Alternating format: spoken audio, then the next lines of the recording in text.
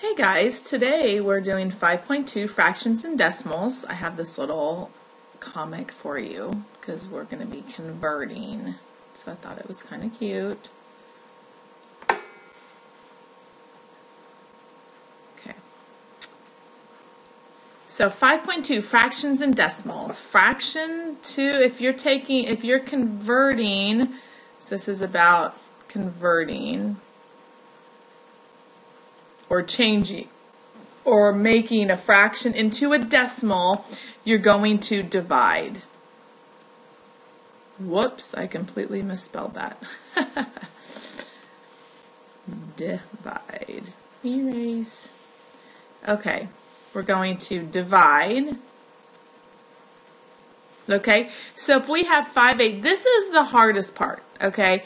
This is, well, it's not necessarily the hardest, but it's the most time consuming. So remember I've said all year, fractions is just a division problem. That's all it is. If you have 5/8, okay, that means that's the same as 5 divided by 8, which is the same.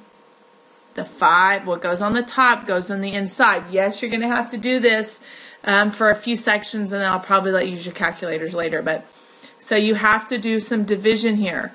Okay, you have to add a 0 and a decimal here since 8 will not go into 5, but 8 will go into 50. 8 times 6 is 48. Make sure you line everything up. We have to subtract, remember, so we're left with 2.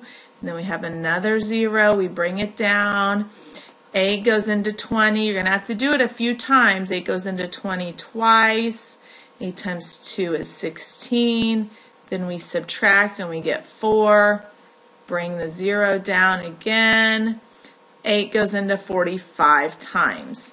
Okay, so 5/8 as a decimal is point. So this is what this is saying is this is the exact same thing. 0.625. 5/8 as a decimal is written 0.625. You have to do long division.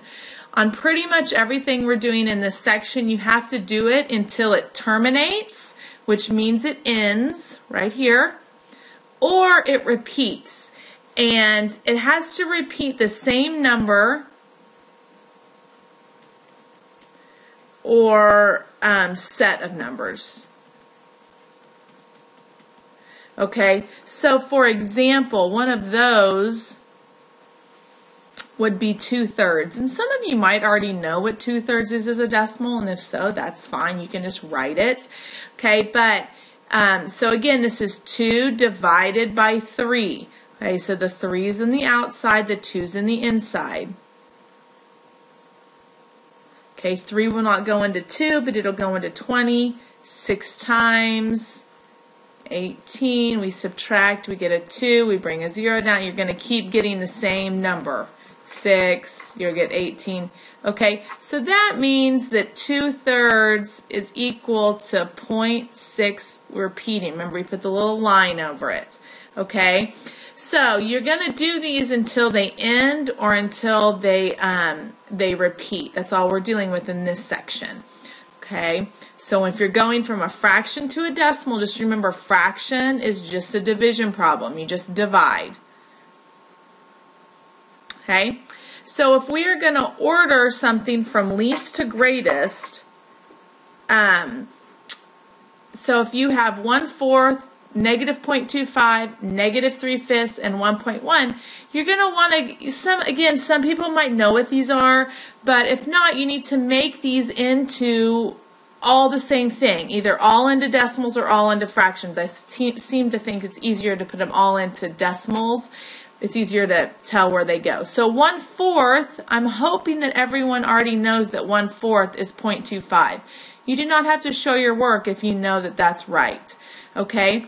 Now 3/5, this is going to be negative. 3/5, so remember that means the 3's on the inside. This one's going to be nice and neat. 5 goes into 30 6 times. 6 and 5 is 30. It's nice and neat. So this is negative 0.6. Okay? And then this is just 1.1. So now when we order it from least to greatest, what is smaller, 0.2 or 0.6? Okay, so sometimes you got to think the opposite. You know, if they were positive, 0.6 would be bigger. So that means it's going to be smaller. So if we were to rewrite, and you have to rewrite it in the way that it's originally given, remember, it'd be -3/5, -0.2, and then what's bigger, 0.25 or 1.1? I mean, that one's pretty self-explanatory. So it'd be 1/4 and then 1.1. Okay, so ordering from least to greatest.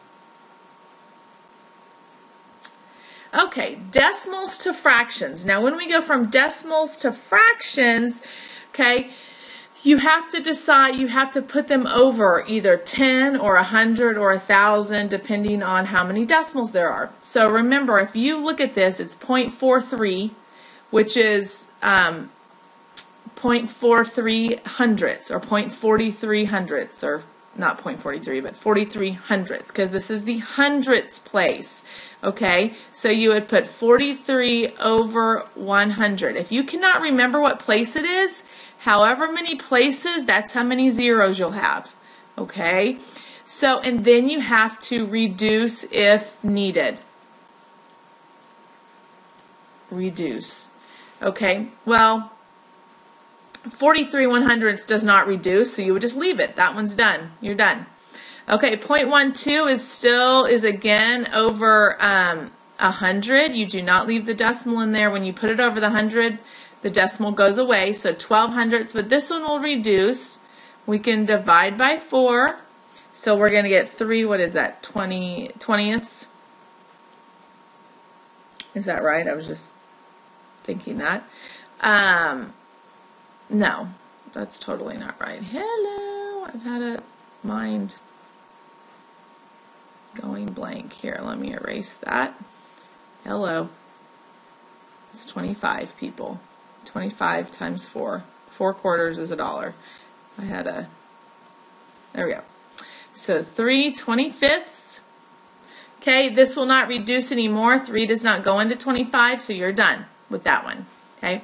Now if you have this with a number in the front, okay, so this would be a mixed number. So this is going to be your big number. It's going to be 3 45 hundredths.